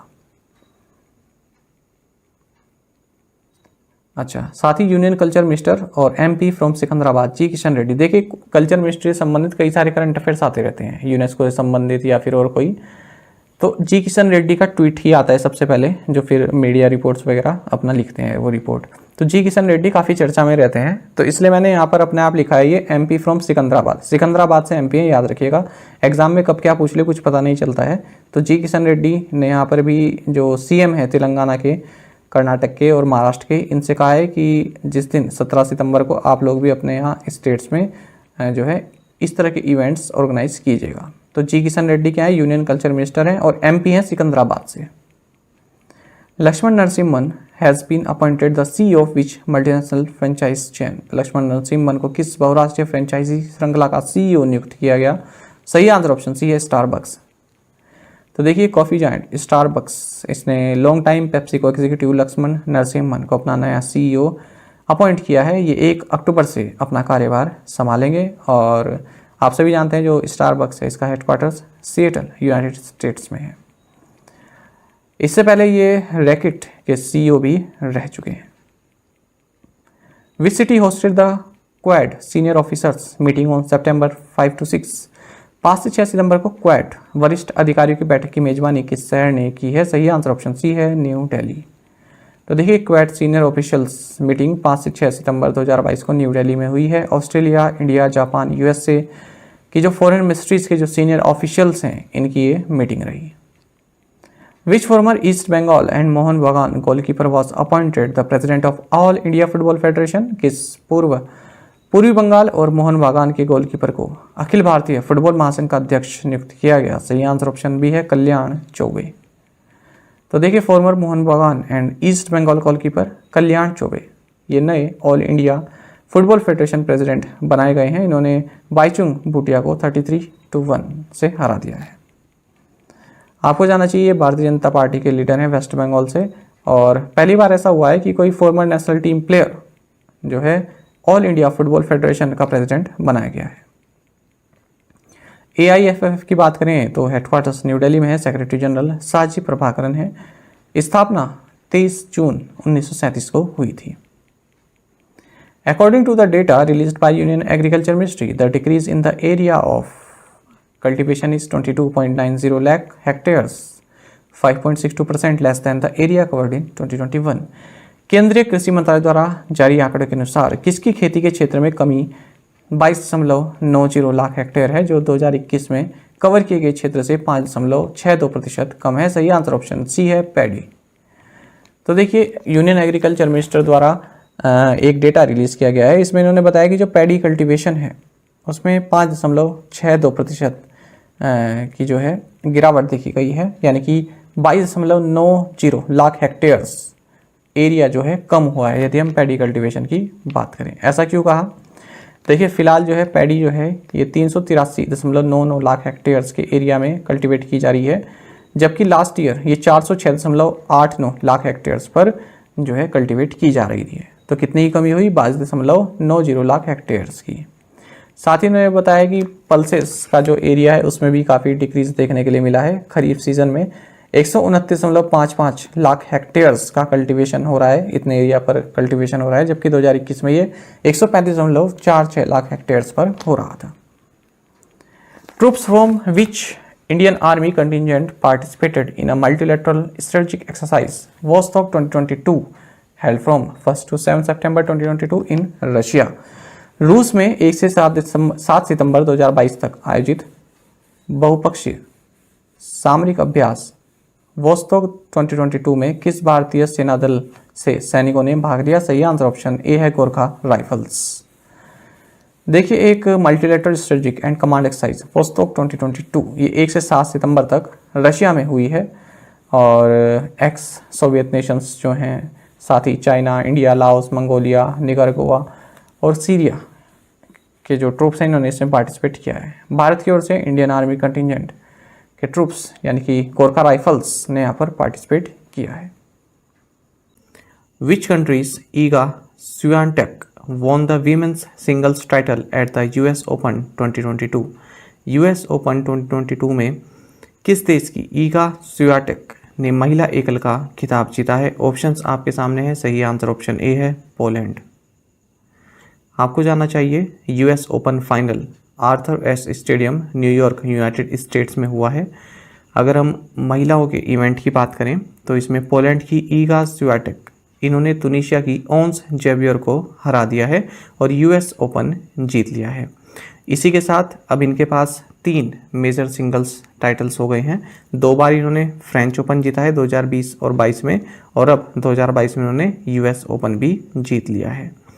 अगर हम बात करें ओंस जेवियर की, जो कि इस फाइनल में हारी हैं, तो ये फर्स्ट अरब वुमेन बन गई हैं जो कि किसी मेजर टेनिस इवेंट के फाइनल में पहुंची हैं। साथ ही ये फर्स्ट अफ्रीकन वुमेन भी बन गई हैं जो कि यूएस ओपन चैंपियनशिप में खेली हैं। तो कहाँ से हैं ये? तुनिशिया से हैं। William S Ruto has been elected the president of which country? William S Ruto किस देश के राष्ट्रपति चुने गए? ऑप्शंस आपके सामने हैं, सही आंसर ऑप्शन ए है, केन्या। आपको जानना चाहिए केन्या में इलेक्शंस हुए थे और वहाँ पर विलियम एस रूटो ये प्रेसिडेंट बने थे, लेकिन जो अपोजिशन है उनके द्वारा क्लेम किया गया कि प्रेसिडेंशियल इलेक्शंस में कुछ गड़बड़ी हुई है, इसलिए उन्होंने चैलेंज किए इस इलेक्शन को। लेकिन अब केन्या की सुप्रीम कोर्ट ने इन सभी चैलेंजेस को रिजेक्ट कर दिया है और कहा है कि जो डिप्टी प्रेसिडेंट थे अब तक विलियम रूटो, ये प्रेसिडेंशियल इलेक्शंस में जीते हुए माने जाएं। ठीक है, तो इससे पहले डिप्टी प्रेसिडेंट थे, अब ये प्रेसिडेंट बन चुके हैं और ये उहुरु केन्याता को सक्सीड करेंगे या फिर रिप्लेस करेंगे। बाकी केन्या के बारे में आपको जानना चाहिए, कैपिटल नैरोबी है, यहाँ की करेंसी केन्यन शीलिंग है। सबसे महत्वपूर्ण देखिए, यूनाइटेड नेशंस की 2 एजेंसी हैं, इन दोनों की हेडक्वार्टर्स नैरोबी में है, तो यहाँ से आपके लिए आसानी से याद हो जाएगा। United Nations environment programme UNEP, इसका हेडक्वार्टर्स नैरोबी में है, और United Nations human settlements programme UN habitat, इसका भी हेडक्वार्टर्स नैरोबी में है। Union minister for health and family welfare doctor Mansukh Mandaviya inaugurated CGHS wellness centre in which city? केंद्रीय स्वास्थ्य और परिवार कल्याण मंत्री डॉक्टर मनसुख मांडविया ने किस शहर में CGHS वेलनेस सेंटर का उद्घाटन किया? ऑप्शंस आपके सामने हैं, सही आंसर ऑप्शन ए है, सिलचर। तो देखिए, union minister for health and family welfares doctor Mansukh Mandaviya, इन्होंने आसाम के सिलचर में CGHS वेलनेस सेंटर को इनोग्रेट किया है। इसी के साथ अब आसाम में ये तीसरा सेंटर खुला है, CGHS वेलनेस सेंटर, ये तीसरा। इससे पहले आसाम के जो गुवाहाटी शहर है और डिब्रूगढ़, इनमें भी खुले हुए हैं। साथ ही आपको ये भी जानना चाहिए कि जो सिटीज़ हैं जहाँ पर CGHS वेलनेस सेंटर्स हैं, ये 2014 में जहाँ 25 थी, अब ये 75 हो गई हैं। साथ ही आपको जानना चाहिए central government health scheme CGHS, इसको 1954 में स्टार्ट किया गया था। ऑब्जेक्टिव इसका यही है कि जो सेंट्रल गवर्नमेंट एम्प्लॉयज़ हैं, पेंशनर्स हैं या फिर उनके डिपेंडेंट फैमिली मेम्बर्स हैं, उनको एक कॉम्प्रिहेंसिव हेल्थ केयर प्रोवाइड कराना। साथ ही डॉक्टर मनसुख मांडविया ने, इन्होंने national centre for disease control, इसकी ब्रांचेस 6 स्टेट्स में जो है आधारशिला रखी है, फाउंडेशन स्टोन रखे हैं। किन किन 6 स्टेट्स में? आंध्र प्रदेश, अरुणाचल प्रदेश, केरल, महाराष्ट्र, त्रिपुरा एंड उत्तर प्रदेश। तो देखिए, ये अलग न्यूज़ है ऊपर वाले से, लेकिन क्योंकि ये भी न्यूज़ हम अलग से कवर कर दे, तो मैंने इसी के साथ लिख दिया ताकि आपको एक साथ मिल जाए, क्योंकि दोनों ही मनसुख मांडविया संबंधित हैं, तो दोनों ही एक साथ आपके लिए मैंने यहाँ पर एक साथ ऐड कर दिए हैं ताकि आसानी से याद रख सकें। Name the project 17A frigate that was launched at Mazagon dock ship builders limited Mumbai. उस प्रोजेक्ट 17A फ्रिगेट का नाम बताइए जिसे Mazagon dock ship builders limited Mumbai में लॉन्च किया गया। ऑप्शंस आपके सामने हैं, सही आंसर ऑप्शन बी है, तारागिरी। तो देखिए, आपको जानना चाहिए तारागिरी, ये प्रोजेक्ट 17A फ्रिगेट के तहत बनाया गया जो है एक स्टील्थ आप शिप कह सकते हैं। इसको Mazagon dock ship builders limited Mumbai में लॉन्च किया गया है और इसके लॉन्चिंग के दौरान जो चीफ गेस्ट थे ये वाइस एडमिरल अजेंद्र बहादुर सिंह रहे। तारागिरी की अगर हम बात करें तो गढ़वाल हिमालयाज में हिल रेंज है, उसके नाम पर ये तारागिरी रखा गया है और ये प्रोजेक्ट 17A फ्रिगेट के तहत 5th शिप है। ये P-17 फ्रिगेट जो कि शिवालिक क्लास रही है उसका एक एडवांस्ड वर्जन है और इसमें स्टेल्थ फीचर इंप्रूव किए गए हैं। स्टेल्थ फीचर का मतलब क्या होता है? स्टेल्थ टेक्नोलॉजी इसका मतलब ये होता है कि किसी शिप में इस तरह की टेक्नोलॉजी की वो रेडार या फिर इंफ्रारेड जो रेज होती हैं उनसे डिटेक्ट ना की जा सके। ठीक है, स्टेल्थ मतलब वही होता है कि चुपके से कोई काम कर जाना। इसका वेट 3510 टन है और इसको इंडियन नेवी का जो ब्यूरो ऑफ नेवल डिज़ाइन है इसके द्वारा डिज़ाइन किया गया है। साथ ही आपको जानना चाहिए प्रोजेक्ट 17A प्रोग्राम जो है इसके तहत टोटल 7 शिप्स बननी है। 4 तो ये बनाएगा Mazagon dock ship builders limited और 3 बनाएगा GRSC यानी कि garden reach ship builders and engineers. तो देखिए अब ये 5th है, इससे पहले 4 बन चुकी हैं। 4 कौन कौन सी हैं? एक तो है हिमगिरी, एक है आपकी उदयगिरी, एक है आपकी यहाँ पर देखिए, एक है आपकी ये दूनागिरी और एक है आपकी नीलगिरी। तो ये 4 ऑलरेडी बन चुकी हैं। ये है 5th, नाम है इसका तारागिरी। तो देखिए 4 P-17A प्रोजेक्ट शिप्स जिनमें कि 2 बनाई गई हैं MDL द्वारा और 2 बनाई गई हैं GRSC द्वारा। ये लॉन्च हो चुकी हैं 2019 से 2022 के बीच में और ये 5th है। टोटल लागत कितनी है? 25,700 करोड़ रुपए की। हाल ही में रक्षा मंत्री ने दूनागिरी को भी लॉन्च किया था। The prime minister Narendra Modi inaugurated the centre state science conclave in which city. प्रधानमंत्री नरेंद्र मोदी ने किस शहर में केंद्र राज्य विज्ञान सम्मेलन का उद्घाटन किया? सही आंसर ऑप्शन डी है अहमदाबाद। तो देखिए टेक्नोलॉजी एंड इनोवेशन इकोसिस्टम को आसान बनाने के लिए, आगे बढ़ाने के लिए प्राइम मिनिस्टर नरेंद्र मोदी ने सेंटर स्टेट साइंस कॉन्क्लेव को इनोग्रेट किया है वीडियो कॉन्फ्रेंसिंग के थ्रू। ये 2 दिन की conclave Ahmedabad Gujarat science city में ऑर्गेनाइज की गई है 10 और 11 सितंबर को। तो इसमें देखिए कई तरह के थीमेटिक एरियाज पर चर्चा हुई, जैसे आप देख सकते हैं STI vision 2047, future growth pathways and vision for STI in states. तो ये सभी थीमेटिक सेशंस इसमें शामिल रहे हैं। साथ ही आपको ये भी जानना चाहिए प्राइम मिनिस्टर नरेंद्र मोदी ने अहमदाबाद में कलम नो कार्निवाल इस बुक फेयर को भी इनोग्रेट किया है। किसके द्वारा ऑर्गेनाइज किया गया है बुक फेयर? नव भारत साहित्य मंदिर के द्वारा। कहाँ? अहमदाबाद में। तो ये भी 2 अलग अलग न्यूज़ हैं, एक साथ मैंने आपके लिए लिख दी है ताकि आसानी से आप पढ़ सकें। The first in person ministerial meeting of the India Pacific economic forum held in which city. Bharat प्रशांत आर्थिक मंच की पहली व्यक्तिगत मंत्री स्तरीय बैठक किस शहर में आयोजित हुई? सही आंसर ऑप्शन सी है लॉस एंजलिस। देखिए आपको जानना चाहिए union minister of commerce and industry, consumer affairs, food and public distribution and textiles Piyush Goyal, इन्होंने India Pacific economic forum IPEF की जो first in person ministerial meeting है इसको लॉस एंजल्स US में पार्टिसिपेट किया है। आपको जानना चाहिए जो ये IPEF है यानी कि इंडो पैसिफिक इकोनॉमिक फोरम या फिर Indo Pacific economic framework for prosperity, ये एक इकोनॉमिक इनिशिएटिव है जिसको यूनाइटेड स्टेट्स के प्रेसिडेंट जो बाइडेन द्वारा 23 मई 2022 को लॉन्च किया गया था। 14 मेंबर स्टेट्स हैं इसमें जो कि वर्ल्ड GDP का 40% कंट्रीब्यूट करते हैं। आपको बता दें इसमें 4 पिलर्स हैं, tax, anti corruption, clean energy and data and privacy. तो देखिए भारत जो शुरू के 3 पिलर्स हैं उन पर तो एग्री करता है, लेकिन जो डेटा एंड प्राइवेसी है इस पर एग्री नहीं करता है, इसलिए भारत इस फ्रेमवर्क से अभी दूर है। हालांकि शामिल जरूर हुआ इस मीटिंग में। साथ ही एक और न्यूज़ है पीयूष गोयल से ही संबंधित, इन्होंने US स्टार्टअप सेतु यानी कि supporting entrepreneurs in transformation and upskilling programme इसको लॉन्च किया है। कहाँ पर? Bay area of San Francisco, यहाँ पर इसको लॉन्च किया है। तो ये जो इनिशिएटिव है ये इंडिया में जो स्टार्टअप्स हैं उनको US बेस्ड जो इन्वेस्टर्स हैं, जो स्टार्टअप इकोसिस्टम लीडर्स हैं, उनसे कनेक्ट करेगा। किस तरह से कनेक्ट करेगा? तो देखिए स्टार्टअप इंडिया इनिशिएटिव के तहत जो मेंटरशिप पोर्टल है उसके थ्रू ये इंटरेक्शन किया जाएगा। अब स्टार्टअप इंडिया इनिशिएटिव कौन सा है? मार्ग मतलब mentorship, advisory, assistance, resilience and growth programme. Operation gearbox is associated with which agency? Operation gearbox किस एजेंसी से संबंधित है? ऑप्शंस आपके सामने है। सही आंसर ऑप्शन सी है directorate of revenue intelligence DRI। आपको जानना चाहिए directorate of revenue intelligence DRI इसने गुजरात एंटी टेरर स्क्वाड के साथ मिलकर 72 hidden packets of suspected narcotic substance इनको जब्त किया है कोलकाता एयरपोर्ट से, जिनका वेट 39.5 kg रहा। तो इसी ऑपरेशन को नाम दिया गया है ऑपरेशन गियरबॉक्स।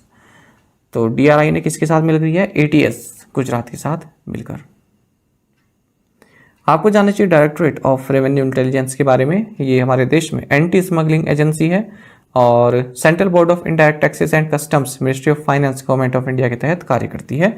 आलोक तिवारी इसके डायरेक्टर जनरल हैं। Who flagged off the fit India freedom rider biker rally in new Delhi? नई दिल्ली में fit India freedom rider biker rally को किसने हरी झंडी दिखाई? ऑप्शंस आपके सामने है, सही आंसर ऑप्शन ए है, अमित शाह।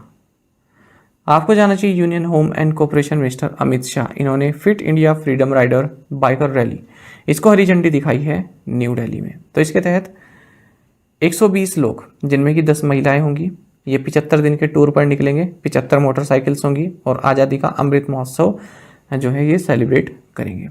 ये 34 स्टेट्स एंड यूनियन टेरिटरीज से होकर गुजरेंगे, जिनमें कि 6 इंटरनेशनल बॉर्डर्स को भी ये जो है टच करते हुए जाएंगे। 250 डिस्ट्रिक्ट से ज़्यादा कवर करेंगे। टोटल डिस्टेंस होगी इन 75 दिन में 18,000 किलोमीटर की जो ये कवर करने वाले हैं। स्वच्छ Amrit Mahotsav will be organised from, पूछा जा रहा है कि स्वच्छ अमृत महोत्सव का आयोजन कब से कब तक किया जाएगा? सही आंसर ऑप्शन ए है, 17 सितंबर 2022 टू 2 अक्टूबर 2022। तो देखिए जो स्वच्छ भारत मिशन अर्बन है इसके 8 साल पूरे होने का सेलिब्रेशन किया जा रहा है। इसी के तहत यूनियन मिनिस्टर हरदीप सिंह पुरी इन्होंने अनाउंस किया है कि हम स्वच्छ अमृत महोत्सव इसको सेलिब्रेट करेंगे 17 सितंबर 2022 यानी कि सेवा दिवस से 2 अक्टूबर 2022 यानी कि स्वच्छता दिवस तक। फोर्टनाइट लिखा है ना, फोर्टनाइट मतलब होता है 14 दिन के लिए, 14 डेज के लिए। तो किस पर फोकस रहेगा? गार्बेज फ्री सिटीज, इस कमिटमेंट पर ये फोकस रहेगा स्वच्छ अमृत महोत्सव। साथ ही आपको जानना चाहिए जो ये हरदीप सिंह पुरी हैं इन्होंने इस पूरे प्रोग्राम का ऑफिशियल लोगो भी लॉन्च किया है जो है स्वच्छ अमृत महोत्सव एक और कदम स्वच्छता की ओर। आपको ये भी जानना चाहिए कि हरदीप सिंह पुरी ने फर्स्ट एवर यानी कि पहला इंडियन स्वच्छता लीग जो कि एक इंटरसिटी कंपटीशन है इसकी ओपनिंग को भी अनाउंस किया है। ये 17 सितंबर को ओपन किया जाएगा। तो इसमें 1850 सिटी से ज़्यादा की टीम्स जो हैं इसमें पार्टिसिपेट करेंगी। साथ ही आपको ये भी जानना चाहिए कि ministry of housing and urban affairs इनके द्वारा 76 यानी कि 76 यानी कि 76 स्टार्टअप्स को India water pitch pilot scale startup challenge में शामिल किया गया है, जिसके तहत इनको 20 लाख रुपीस ईच की फाइनेंशियल सपोर्ट प्रोवाइड कराई जाएगी ताकि ये water supply, water management, water body rejuvenation and ground water management इन सभी टॉपिक्स से संबंधित इन सभी फील्ड्स पर कुछ बढ़िया टेक्नोलॉजी बनाए या फिर इन फील्ड में कार्य करें। साथ ही जो ये मिनिस्ट्री है, ministry of housing and urban affairs, इन्होंने 485 सिटीज में पेयजल सर्वेक्षण इस टूल किट को लॉन्च किया है। Which edition of Igniting Young Minds Resonating River webinar was organized on 8 September 2022 by the National Mission for Clean Ganga? 8 सितंबर 2022 को स्वच्छ गंगा के राष्ट्रीय मिशन द्वारा इग्नाइटिंग यंग माइंड्स कायाकल्प नदी वेबिनार का कौन सा संस्करण आयोजित किया गया? ऑप्शंस आपके सामने है, सही आंसर ऑप्शन सी है 10th। तो देखिए igniting young minds resonating river webinar इसको ऑर्गेनाइज किया गया 8 सितंबर को और ये 10वां एडिशन रहा है। किसके द्वारा ऑर्गेनाइज किया गया? National mission for clean Ganga, ministry of जल शक्ति के द्वारा। किसके साथ मिलकर? APAC एपेक न्यूज नेटवर्क के साथ मिलकर।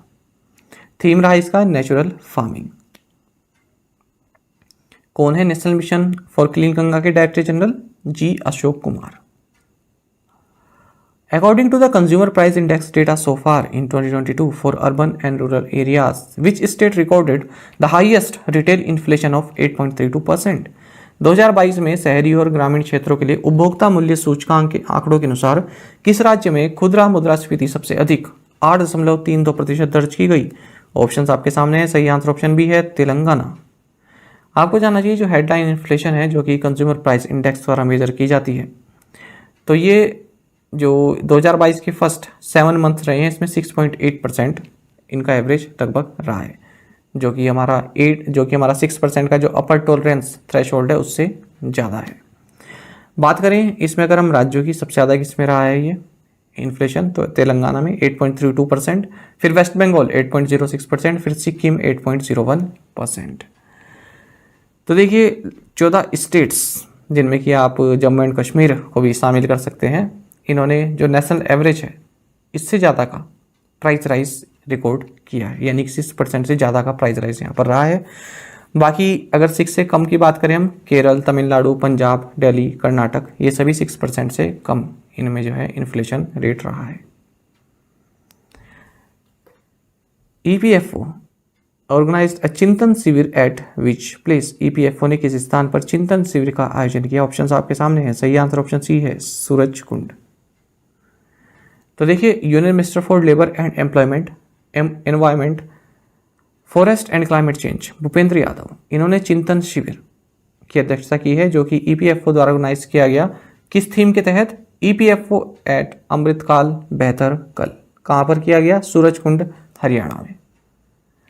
तो 5 थीम जो इसमें रहे हैं उनको देख लेते हैं। Mission 10 crore, growing EPFO scope, ease of compliance, service expansion, EPFO Karmayogi, capable organisation, satisfied members, seamless services और preparing for future pensioners our priority. तो ये 5 थीम इसमें रहे हैं चिंतन शिविर के। The international day for south south cooperation is observed every year on which day, दक्षिण दक्षिण सहयोग के लिए अंतर्राष्ट्रीय दिवस हर साल किस दिन मनाया जाता है? ऑप्शन आपके सामने हैं। सही आंसर ऑप्शन डी है, 12 सितंबर। तो आपको जानना चाहिए international day for south south cooperation ये 12 सितंबर को हर साल यूनाइटेड नेशंस द्वारा ऑब्जर्व किया जाता है। तो जो भी ग्लोबल साउथ में जो डेवलपिंग कंट्रीज़ हैं उनके बीच टेक्निकल कोऑपरेशन को ये जो डे है ये बढ़ावा देता है। ग्लोबल साउथ के तहत जो डेवलपिंग कंट्रीज़ हैं, ग्लोबल साउथ क्या है? ग्लोबल साउथ में आती हैं जैसे लैटिन अमेरिकन कंट्रीज़ हो गई, एशियन कंट्रीज़ हो गई, अफ्रीकन कंट्रीज़ हो गई और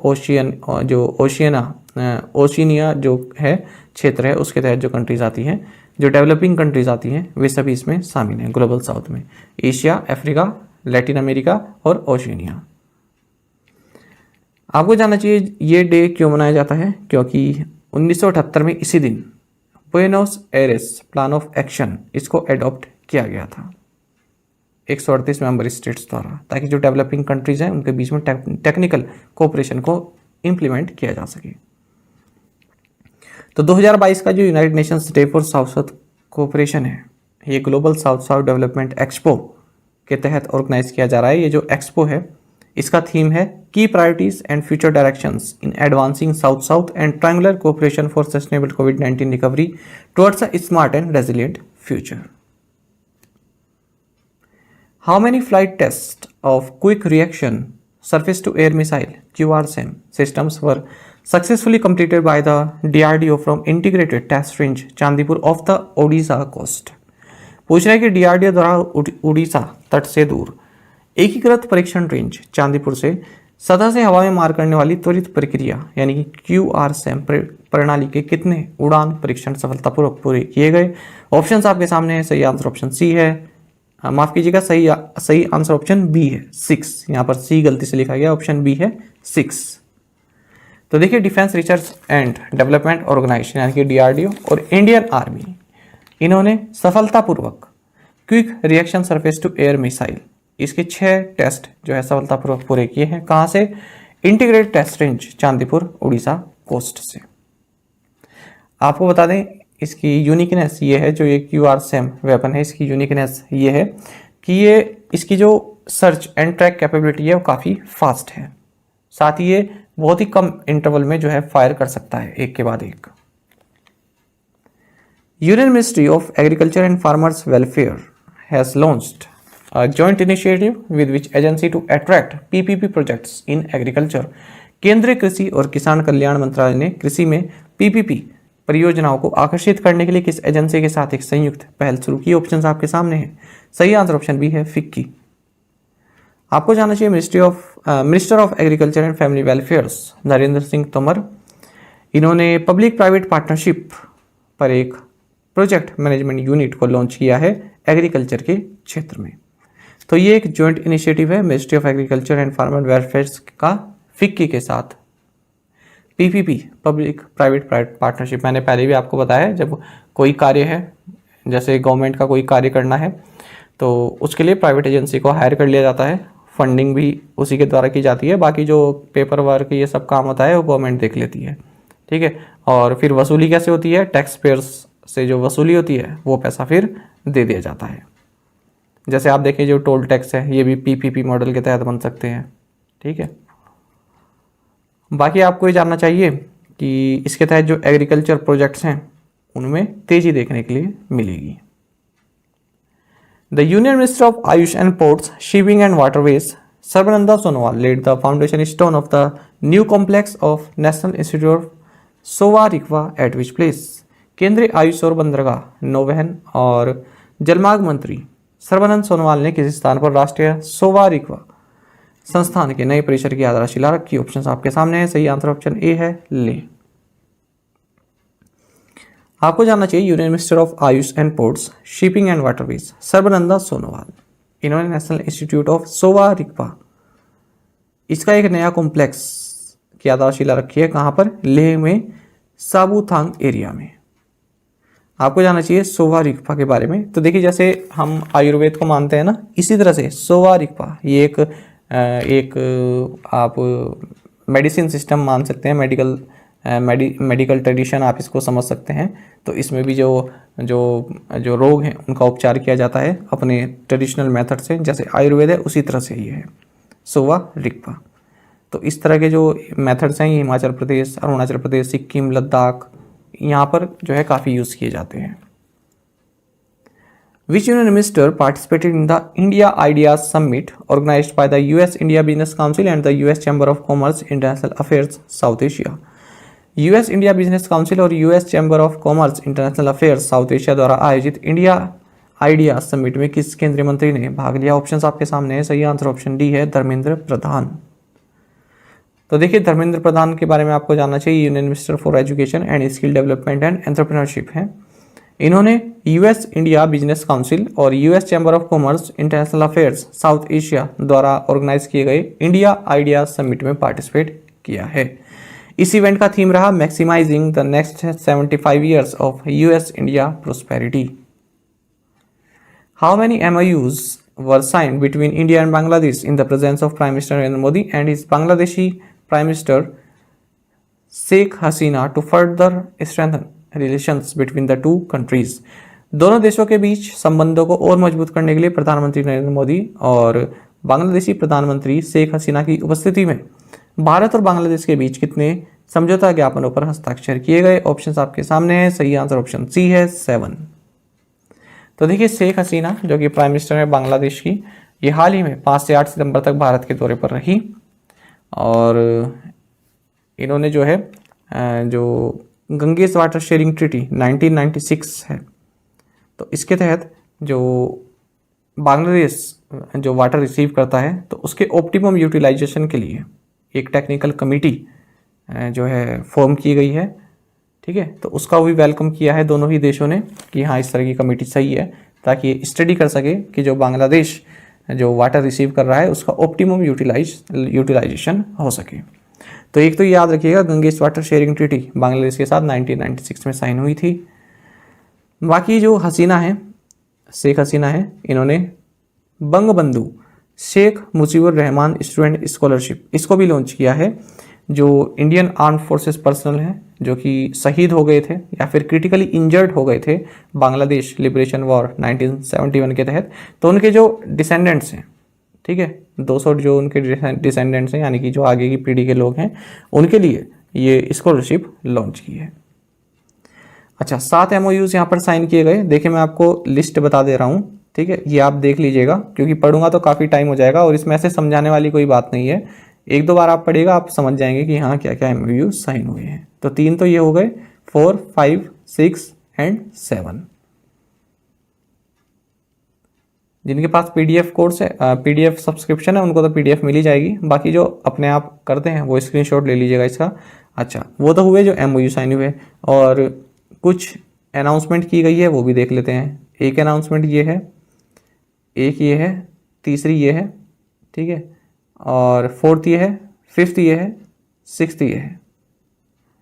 साथ ही दोनों कंट्रीज ने जो साधीनोता शोरोक,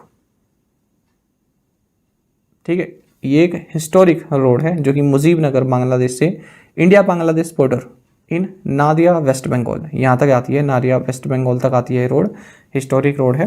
तो इसके ऑपरेशनलाइजेशन के लिए भी यहाँ पर सहमत हुए हैं। बाकी ये भी आप देख लीजिएगा, कुछ इनिशिएटिव्स लिखे हुए हैं इस पैराग्राफ में, इसको भी पढ़ लीजिएगा आप।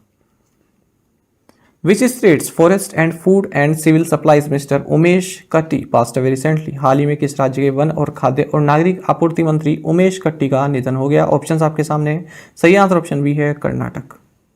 तो देखिए कर्नाटका के forest and food and civil supplies mister Umesh Katti, इनका हाल ही में निधन हो गया हार्ट अटैक के कारण। आपको बता दें ये हुक्केरी असेंबली कॉन्स्टिट्यूंसी कर्नाटक से 8 बार के MLA रह चुके हैं।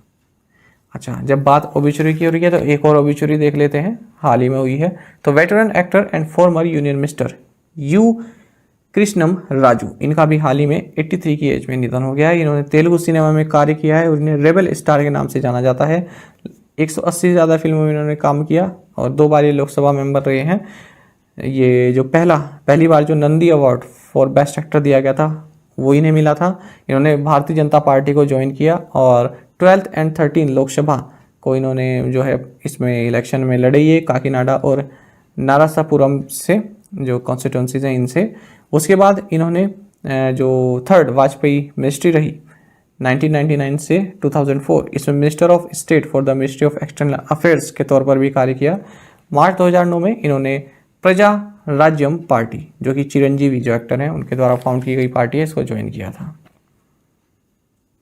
Health care sector in India is expected to reach a size of $50 billion by which year? भारत में स्वास्थ्य सेवा क्षेत्र किस वर्ष तक $50 बिलियन तक पहुंचने की उम्मीद है? ऑप्शंस आपके सामने है। सही आंसर ऑप्शन सी है 2025। देखिए union minister of state independent charge science and technology, minister of state independent charge earth sciences MOS PMO, personnel public grievances, pensions, atomic energy and space, doctor Jitendra Singh. इन्होंने कहा है कि जो हेल्थ केयर सेक्टर है India में, इसका जो size है 2025 तक $50 बिलियन तक पहुंच सकता है। साथ ही जो टेलीमेडिसिन है ये भी $5.5 बिलियन तक पहुंच सकती है 2025 तक। तो ये इन्होंने अनाउंसमेंट कब की, मतलब इस बारे में जानकारी कब थी, जब ये 14th CII global medtech summit, जिसका टाइटल था सीजिंग द ग्लोबल अपॉर्चुनिटी, इसको एड्रेस किया, संबोधित किया न्यू दिल्ली में। The National Institute of Entrepreneurship and Small Business Development and the Indian Institute of Entrepreneurship signed an MOU with which institute to offer entrepreneurial programs to India's youth. राष्ट्रीय उद्यमिता और लघु व्यवसाय विकास संस्थान और भारतीय उद्यमिता संस्थान ने भारत के युवाओं को उद्यमिता कार्यक्रम प्रदान करने के लिए किस संस्थान के साथ एक समझौता ज्ञापन पर हस्ताक्षर किए? ऑप्शंस आपके सामने है। सही आंसर ऑप्शन डी है, इंडियन स्कूल ऑफ बिजनेस। तो देखिए जो हमने देखा अभी, national institute for entrepreneurship and small business development, साथ ही इंडियन इंस्टीट्यूट ऑफ एंटरप्रेन्योरशिप, इन दोनों ने एक MOU साइन किया है इंडियन स्कूल ऑफ बिजनेस के साथ, ताकि जो देश के युवा हैं, जो जॉब सीकर्स हैं, उनको वर्ल्ड क्लास मैनेजमेंट एजुकेशन दी जा सके। India's National Security Council Secretariat and which country's government in collaboration with BAE System successfully designed and conducted the cyber security exercise for 26 countries. Bharat के राष्ट्रीय सुरक्षा परिषद सचिवालय और किस देश की सरकार ने BAE सिस्टम्स के सहयोग से 26 देशों के लिए साइबर सुरक्षा अभ्यास को सफलतापूर्वक डिजाइन और संचालित किया? ऑप्शंस आपके सामने है। सही आंसर ऑप्शन डी है, यूनाइटेड किंगडम। तो देखिए इंडिया की जो नेशनल सिक्योरिटी काउंसिल सेक्रेटेरिएट है, इसने UK गवर्नमेंट के साथ मिलकर और BAE सिस्टम्स के साथ कोलैबोरेट करके सक्सेसफुली साइबर सिक्योरिटी एक्सरसाइज को डिजाइन किया है और कंडक्ट किया है 26 कंट्रीज के लिए। 70th tri services cricket championship was held at railway cricket stadium eight which place? Railway cricket stadium में 17वीं ट्राई सर्विसेज क्रिकेट चैंपियनशिप का आयोजन किस स्थान पर किया गया? ऑप्शन आपके सामने है। सही आंसर ऑप्शन सी है, विशाखापट्टनम। तो देखिए 70th tri services cricket championship, इसका 70th edition railway cricket stadium Visakhapatnam में इसकी ओपनिंग सेरेमनी हुई है। अक्टूबर तक ये टूर्नामेंट चलने वाला है और पहली बार ईस्टर्न नवल कमांड इसको ऑर्गेनाइज कर रही है। तो इसमें टीम्स कौन कौन सी है? Indian army red, Indian army green, Indian navy and Indian air force. दोस्तों यहाँ पर हमारे करंट अफेयर्स की प्लेलिस्ट दी गई है, इसको आप जरूर देखें, अपने दोस्तों के साथ फैलोज के साथ हमारे करंट अफेयर्स को शेयर जरूर करें। आज का सेशन आपको कैसा लगा कमेंट बॉक्स में जरूर बताइएगा। Thank you guys.